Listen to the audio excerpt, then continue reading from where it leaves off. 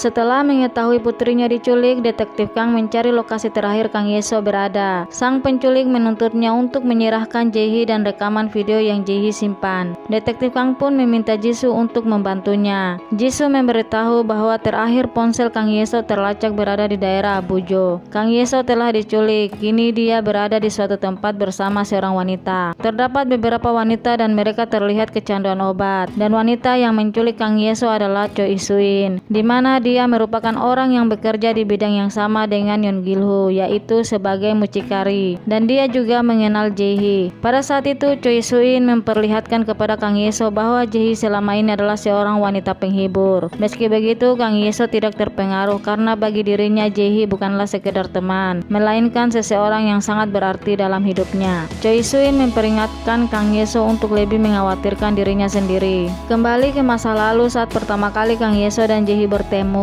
di mana pada saat itu mereka sedang bersekolah di salah satu SMA. Ternyata Kang Yeso merupakan korban bully dari teman-temannya. Saat dia bersembunyi di dalam kamar mandi, tiba-tiba Jae-hee datang dan menolongnya. Hingga suatu ketika saat Kang Yeso sedang dirundung di atap sekolah, Kang Yeso selama ini tidak pernah melawan. Ia pun mencoba memberanikan dirinya melawan dengan menggunakan pisau yang dia sembunyikan. Tiba-tiba Jae-hee datang dan juga menghentikan mereka, serta meminta Kang Yeso untuk membuang senjatanya karena Jae-hee sudah mengusir mereka. Namun tiba-tiba salah satu siswi yang membuli Kang Yeso balik menyerangnya, yang pada akhirnya ia pun harus tewas karena terjatuh dari atap sekolah. Kang Yeso yang merasa jika semua itu adalah kesalahannya, ia pun langsung menangis dan Jae-hee mencoba menenangkannya dan berkata bahwa yang terjadi bukanlah kesalahannya, melainkan ulah mereka sendiri yang selalu membulinya. Saat mengingat kembali momen tersebut, Kang Yeso terlihat sangat sedih karena dia kini tidak bisa menghubungi Jae-hee. Di sisi lain, detektif Kang datang ke daerah Abujo dan masuk ke dalam sebuah gedung. Dia pun terus mencari Kang Yeso di setiap sudut ruangan, tetapi tidak menemukan apapun di dalam gedung tersebut. Kemudian setelah itu detektif Kang menjenguk Jae-hee di rumah sakit dan mengatakan bahwa Oh Ji-young sedang direhabilitas serta Yeon Gil-ho menghilang begitu saja. Detektif Kang akhirnya bertanya di manakah video yang Jae-hee simpan dan memintanya untuk menyerahkan rekaman video yang ia simpan karena khawatir jika video tersebut masih disimpan olehnya maka akan membuat Jae-hee terus menjadi target. Akan tetapi Jae-hee mengatakan bahwa video itu sudah diberikan kepada orang lain. Saat ditanya lebih detail, Jae-hee mengalihkan pembicaraan bahwa saat ini ia sedang lapar dan meminta kepada detektif Kang untuk mengantarnya pergi ke sebuah minimarket. Di saat detektif Kang mengawasi Jae-hee yang mengambil beberapa makanan, ia tiba-tiba mendapat telepon dari Jisoo dan mengatakan bahwa istrinya datang ke kantor untuk melaporkan kehilangan putrinya. Dan Jisoo memberitahu jika kemungkinan penculikan Kang Yeso berhubungan dengan Gangnam Trading.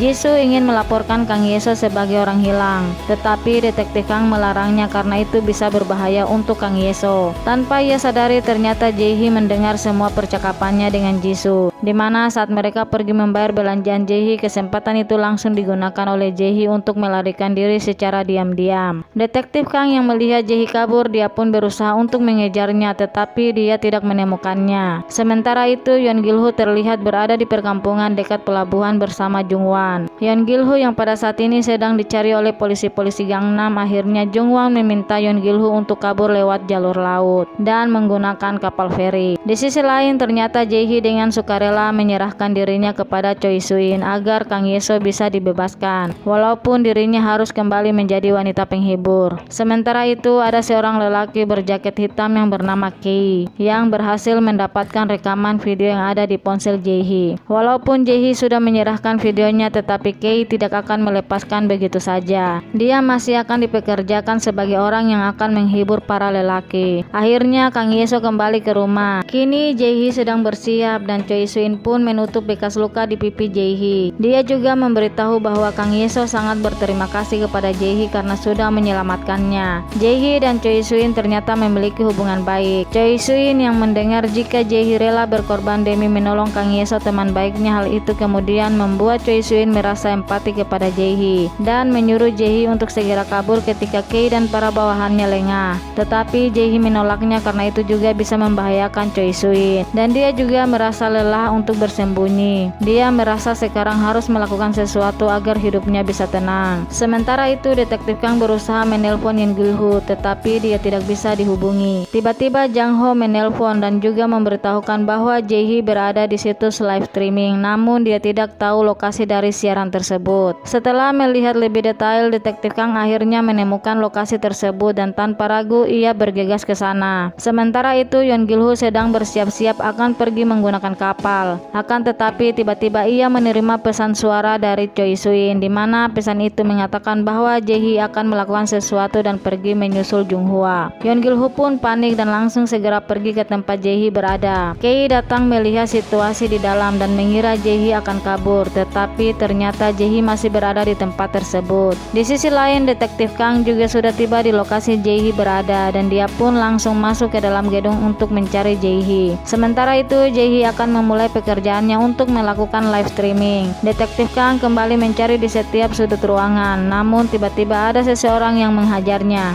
Ternyata Detektif Kang berada di ruangan CCTV untuk mengawasi semua gadis. Dia pun menemukan Jae-hee sedang melakukan live streaming. Akan tetapi Kei datang dan langsung menyuntikkan obat penenang kepada Detektif Kang. Tidak lama kemudian seorang lelaki tua berambut putih datang. Dia adalah Mr. Choi Hak-gu yang pada saat itu memberitahu jika ia sudah membuat kesepakatan untuk melepaskan putrinya dan menukarnya dengan Jae-hee. Sementara itu Jae-hee sedang melakukan live streaming yang disaksikan oleh banyak pria hidung belang. Tiba-tiba hal tidak terduga terjadi di mana Jae-hee memecahkan jendela kaca di dalam ruangan itu. Dia pun berencana untuk mengakhiri hidupnya. Sementara Choi Soo-in yang berada di tempat tersebut pun tidak bisa berbuat apa-apa. Hingga akhirnya Jae-hee menjatuhkan dirinya dari atas gedung. Ternyata hal itu sudah ia rencanakan sebelumnya oleh Jae-hee. Nyawa Jae-hee pun tidak bisa terselamatkan dan dia pun dinyatakan meninggal dunia. Yeon Gil-ho yang baru tiba di sana dan melihat mayat Jae-hee yang sudah tergeletak, ia pun tidak bisa menahan diri hingga membuatnya histeris dan teriak sejadi-jadinya. Di saat bersamaan Kei melintas bersama dengan Mr. Choi Hak-gu dan Yeon Gil-ho melihat hal tersebut. Yeon Gil-ho berlari dan berusaha untuk mengejar mereka. Akan tetapi usaha Yeon Gil-ho tidak berhasil karena pada saat itu dia tertabrak oleh mobil dan kehilangan jejak dari Mr. Choi Hak-gu dan juga Kei. Berita mengenai kematian Jae-hee pun sampai di telinga Kang Ye-so, di mana Jae-hee juga meninggalkan pesan untuk Kang Ye-so. Ternyata sebenarnya Jae-hee lah yang pertama kali ingin mengakhiri hidupnya. Namun pada saat melihat Kang Ye-so yang dirundung oleh teman-temannya, Jae-hee menilai bahwa Kang Ye-so berani melawan mereka. Akhirnya dia pun mengurungkan niatnya untuk bunuh diri. Mendengar berita kematian Jae-hee, Kang Ye-so pun tidak bisa menahan kesedihannya. Dia terus menangis. Jenazah Jae-hee akhirnya dikremasi. Detektif Kang yang merasa bersalah, ia pun menjadi wali dari Jae-hee dan membawa abunya untuk dimakamkan.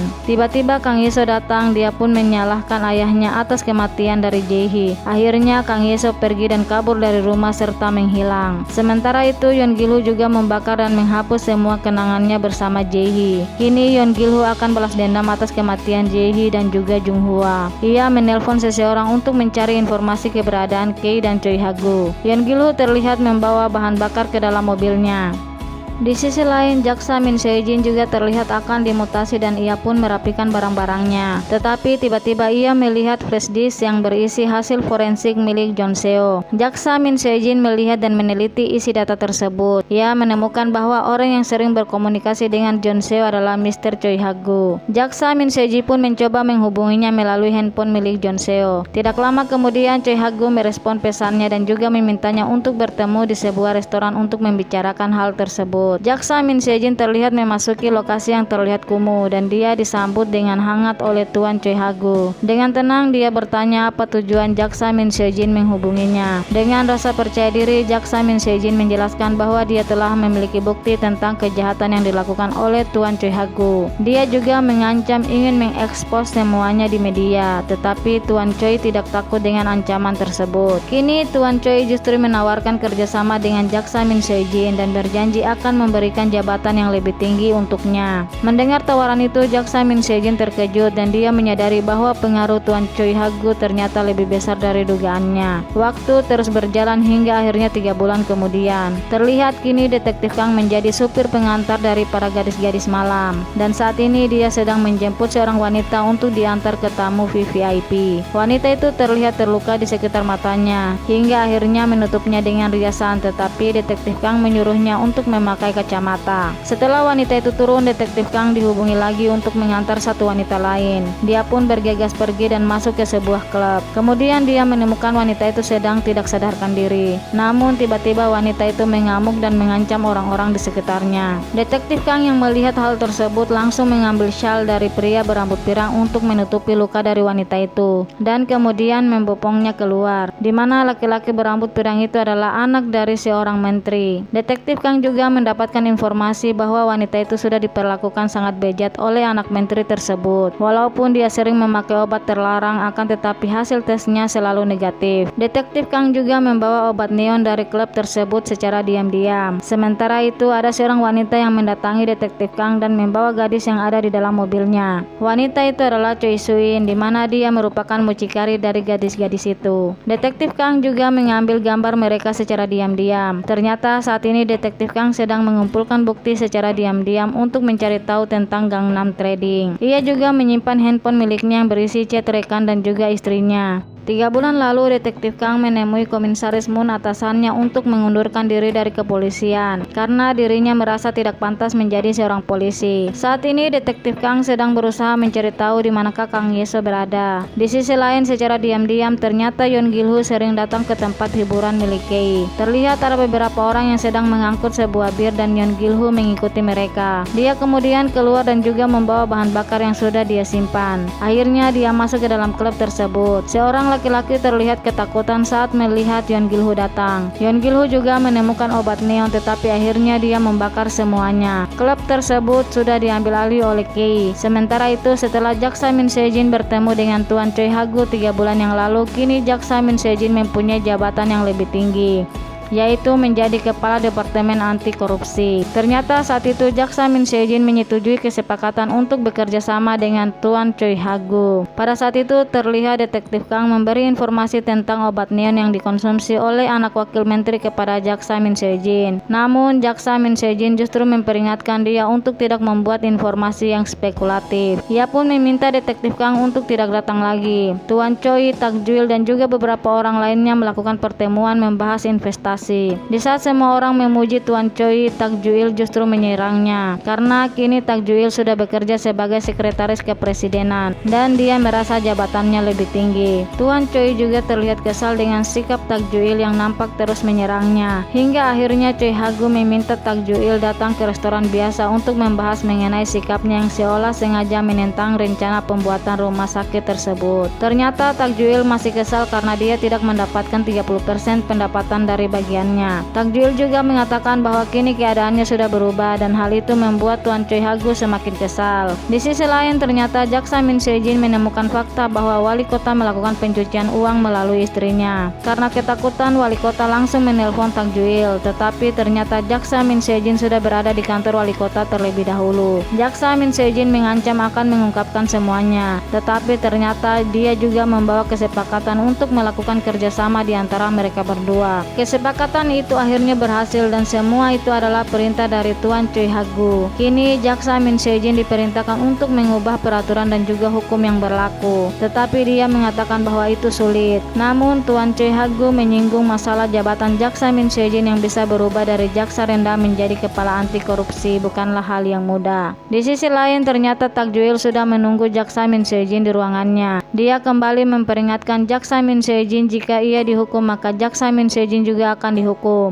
Mendengar hal tersebut, Jaksa Min Se-jin mencoba untuk tenang dan masih menghormati Tak Juil, di mana dulu dia adalah mantan atasannya. Akan tetapi Jaksa Min Se-jin ternyata sudah mengeluarkan surat perintah penahanan atas kasus suap yang dilakukan oleh Tak Juil. Ia pun ditangkap oleh anggota anti korupsi. Saat ini detektif Kang kembali ke rumahnya. Dia melihat sesuatu yang mencurigakan. Namun ternyata itu adalah Jang Ho. Jang Ho sudah mencari Kang Yeso kemanapun. Dia ingin mencarinya menggunakan foto Kang Yeso. Tetapi detektif Kang ternyata menemukan akun dari Jae-hee telah aktif kembali. Di saat dia mengirim pesan, ternyata itu adalah Kang Yeso. Namun akhirnya akun itu dinonaktifkan kembali. Detektif Kang selama ini sudah melakukan penyelidikan dan juga mengumpulkan bukti hingga ia menemukan obat baru yang bernama neon. Detektif Kang terus mencari Kang Yeso. Di sela-sela pencariannya, ia melihat Choi Suin yang terlihat panik dan juga tergesa-gesa. Saat dia mengikuti, ternyata Choi Suin sedang menyelamatkan wanita yang pernah diantar oleh detektif Kang. Akhirnya mereka berdua pun membawa wanita itu pergi ke suatu klinik, dan ternyata Yeon Gil Ho juga mengikuti mereka secara diam-diam. Setelah wanita itu dirawat, akhirnya Choi Suin bisa menenangkan dirinya. Sementara itu, di saat detektif Kang akan kembali ke mobilnya, tiba-tiba Yeon Gil Ho menyerangnya dari belakang. Dia juga menyerangnya dengan pertanyaan apakah dia menyesal atas kematian Jae-hee. Kemudian Yeon Gil Ho meninggalkannya dan menemui Choi Suin. Choi Suin juga memberitahu bahwa kematian Jae-hee adalah pilihannya sendiri. Yeon Gil Ho bertanya di mana keberadaan Kei. Tentu saja kini dia akan balas dendam atas kematian Jae-hee. Detektif Kang menemukan obrolan di mana akan diadakan pesta di gedung akademi. Sementara itu, Jang Ho akan membuntuti jaksa Min Se-jin. Ia masuk ke dalam mobil dan pergi ke suatu tempat. Jang Ho mengikutinya secara diam-diam. Jaksa Min Se-jin terlihat disambut oleh pengawal Tuan Choi. Penjagaan di dalam gedung tersebut juga sangat ketat. Semua barang yang dia bawa harus ditinggalkan di luar ruangan. Akhirnya dia pun masuk dan bertemu dengan Tuan Choi. Jaksa Min Se-jin menemukan data terkait perusahaan farmasi. Ternyata itu adalah milik Tuan Choi, di mana dialah orang yang memproduksi obat-obatan yang sedang digunakan saat ini. Salah satunya yaitu obat neon. Di sisi lain, detektif Kang akhirnya sampai di gedung akademi. Di saat bersamaan ada sebuah mobil kuning yang membawa banyak wanita. Kemudian Tuan Choi menunjukkan obat neon yang dia produksi. Sementara itu, akun milik Jae-hee akhirnya aktif kembali. Yeon Gil Ho juga sedang menyusun rencananya. Tiba-tiba Choi Suin memberitahu bahwa ada peluncuran produk neon malam ini di gedung akademi. Detektif Kang melihat segerombol anak remaja yang sedang menikmati musik. Namun penjaga melihat keanehan dari detektif Kang, akhirnya dia pun menghampirinya. Terlihat Kei menghubungi Choi Suin dan menyuruh gadis-gadis untuk dipindahkan. Choi Suin juga melihat akun dari Jae-hee aktif kembali. Detektif Kang terus berusaha mencari putrinya. Choi Suin ternyata menemukan Kang Yeso yang sedang berpesta dengan para lelaki. Choi Suin pun buru-buru membawa para gadis-gadis pergi. Di saat bersamaan, ternyata detektif Kang melihat Kang Yeso. Ia pun mengejarnya, tetapi pintu sudah terkunci. Kang Yeso nampak mengenali ayahnya, tetapi dia nampak acuh dan juga tidak peduli. Semua gadis kemudian masuk ke dalam mobil kuning. Detektif Kang mengejar mobil tersebut. Tiba-tiba mobil Kei menabraknya hingga membuatnya terjatuh. Kei terlihat sangat kesal dengan detektif Kang yang selalu membuntuti bisnis mereka. Akhirnya detektif Kang diculik dan dimasukkan ke dalam mobil. Namun sesaat kemudian ternyata Yeon Gil Ho menabrak mobil mereka. Dia pun keluar dari mobilnya dan melihat keberadaan Kei.